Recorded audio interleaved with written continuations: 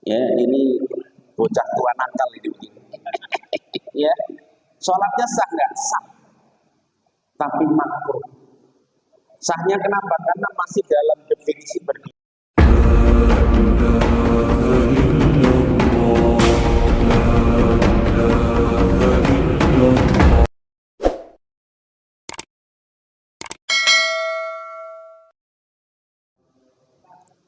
Ya, ini bocah tua nakal ini. Ya, sholatnya sah nggak? Sah, tapi makruh. Sahnya kenapa? Karena masih dalam definisi berdiri. Tetapi berdiri dengan satu kaki itu mengesankan main-main. Gitu, ya. Kecuali memang ada hajat, ya. Atau menahan kentut atau menahan BAB atau menahan kencing, ini pun hukumnya makruh. Bahkan kalau sholat sunnah, kalau tidak salah, hukumnya haram sholat sunnah. Makanya ketika mau sholat, kemudian ternyata pengen buang angin, keluarin. Meskipun jamaah sudah mulai, keluarin aja dulu, wudhu lagi baru gabung dengan jamaah. Mau sholat, perutnya mulus-mulus, padahal udah komat, ya ke kamar mandi dulu. Coba bayangkan, bapak mulus, terus langsung ikut jamaah, ya, mulus sholat jamaah. Mesti sepanjang sholat begitu, ya kan? Nggak karu-karuan itu mesti, ya.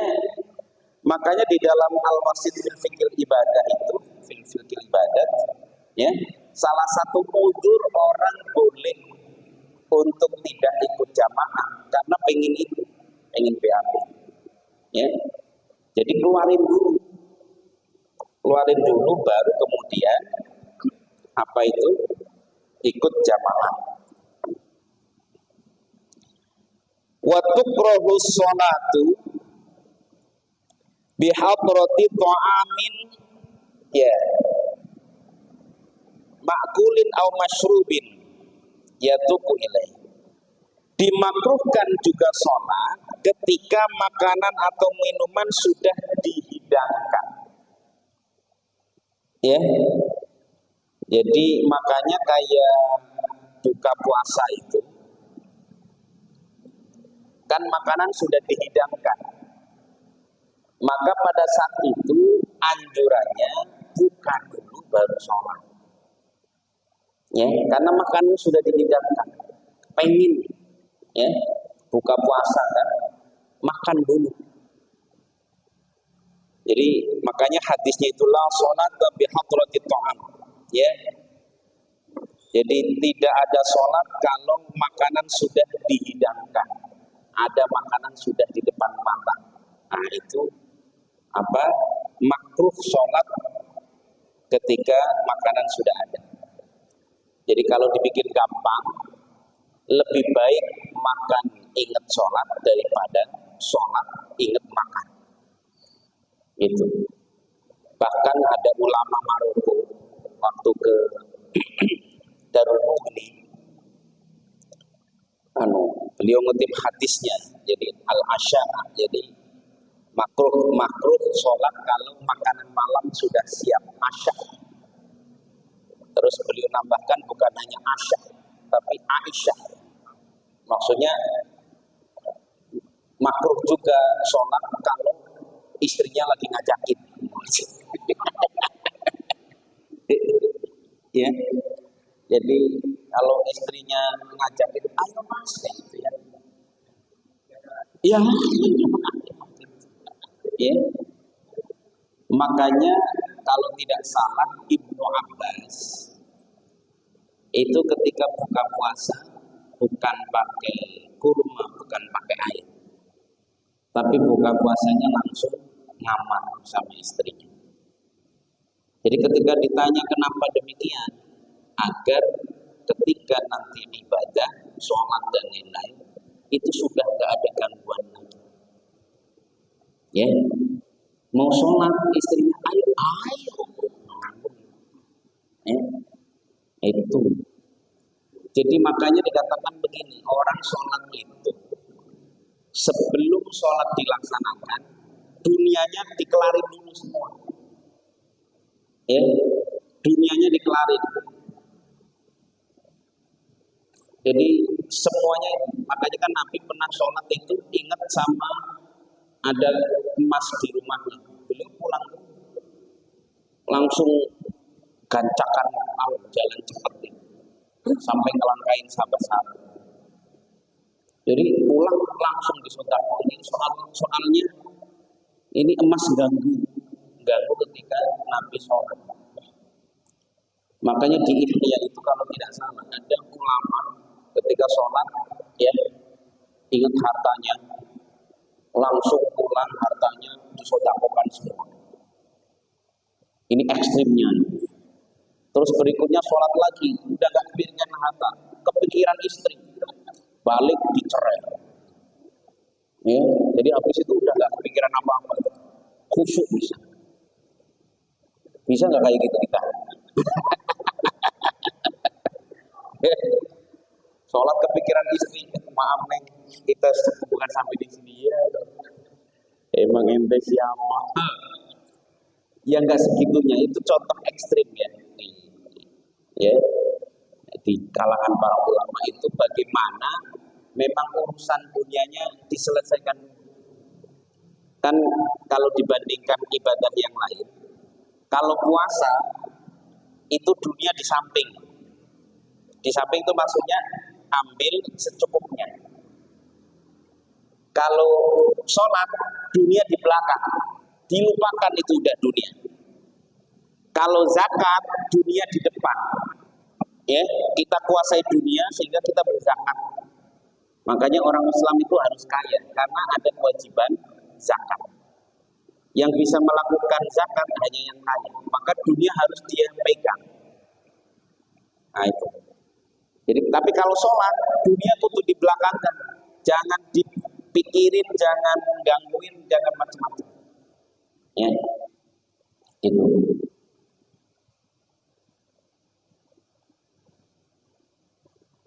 Makruh juga terlalu merendahkan kepala ketika rukuk. Ya. Jadi ketika rukuk,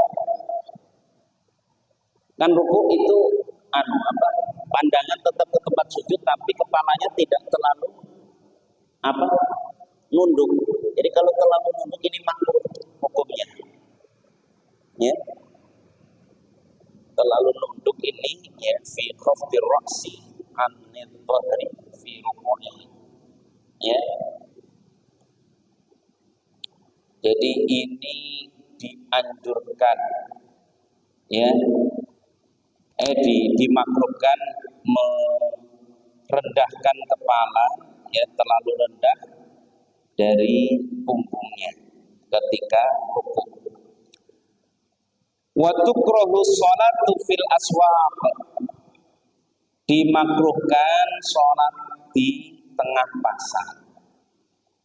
Beda ceritanya kalau di pasar ada masjid musholanya, ya nggak apa-apa.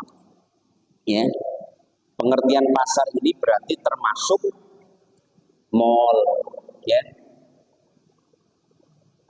Tapi kalau di situ ada musholahnya, masjidnya, ya nggak apa-apa. Ini maksudnya ya di wilayah itu.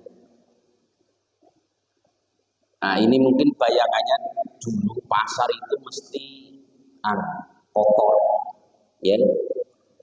Nah kalau sekarang mal-mal itu kan bersih, ya. Ya kadang yang jaga mal itu sholatnya di rukonya sendiri. Ya kalau terjaga kebersihannya nggak apa-apa. Ya, nggak apa-apa. Makruh juga sholat di kamar mandi. Ya, Kemudian wafit toriki, di jalan, ya, di jalan. Makanya Al-Miskah udah enggak kan?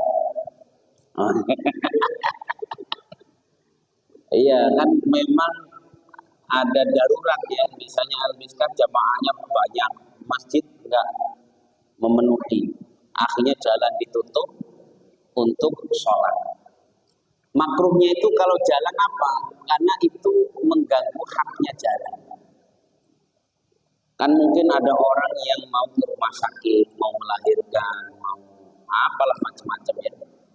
Ketika jalan biasa ditutup, itu udah puyeng itu. Ya, yang asalnya hanya 10 menit bisa setengah jam. Nyawanya tertolong, akhirnya malah enggak. Nah, makanya dimakruhkan, ya, dimakruhkan. Kemudian fil mazbalah, di tempat sampah, kotor soalnya. Jadi hindarkan. Ya tapi kalau terpaksa, ya nggak apa-apa, sholatnya sah. Asal tidak ada najisnya. Tapi ini dimakruhkan, ya. Apa? Di mazbalah, di tempat sampah, ya. Kemudian fil kanisah, di gereja, itu makruh. Tapi sah nggak sholatnya? Sah. Ini di dalam loh ya. Ada yang pernah sholat di gereja? Horor. Perasaannya gimana gitu? Kayaknya saya pernah sekali ya. Tapi lupa gereja mana. Kayaknya daerah Klender apa ya. Waktu itu penelitian apa salah. Itu di gereja. Tapi memang ruangannya memang nggak ada patung-patung. Ya, di sini aja Pak. Ya sudah, saya sholat. Ya. Atau di tempat ibadahnya orang Yahudi, ya, sinagoga. Ya, kalau kita menyebutnya sinagoga. Sah, tetapi apa hukumnya? Makruh. Ya, makruh. Kemudian di mana lagi? Wafil makbarati, di kuburan. Ya, sholat di kuburan itu hukumnya makruh. Ya, hukumnya makruh. Apalagi?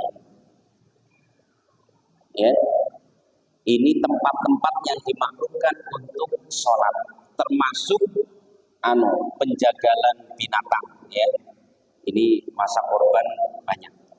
Ya, penjagalan binatang makruh. Tapi makruh ini bukan maksudnya nggak sah loh ya. Tetap hukum sholatnya sah.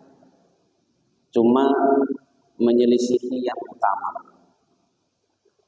Wa yukrahu istiqbalul qabri fi sholati. Makruh sholat menghadap kuburan. Ya. Jadi sholat depannya ada kuburan, makruh hukumnya. Ya. La'anallahu al-yahuda wan nasara ittakhadhu qubur anbiya'ihim masajid. Allah melaknat orang Yahudi dan Nasrani yang menjadikan kubur nabi-nabinya sebagai masjid. Ya. Jadi apa ini? Kuburan, menghadap ke arah kuburan itu nggak boleh. Dan jangan jadikan kuburan sebagai masjid. Ya kuburan yang kuburan. Makanya sebetulnya mohon maaf di sekeliling kita itu banyak yang menguburkan di pekarangan. Ya, itu sebetulnya ya secara ini kurang pas. Kuburan itu ya di pemakaman umum. Ya, jadi di pemakaman umum saja. Karena itu lebih manfaat tanahnya, ya. Nah, tanah kalau ada kuburannya kan kayaknya horor, ya, nggak enak gitu. Meskipun buat latihan bagus gitu, ingat mati itu tinggal buka jendela, mati. Ya, tapi ya sebaiknya kuburan itu ya di pemakaman yang sudah disediakan. Ya, makanya banyak developer itu bikin klaster-klaster pemakaman elit, ya kan?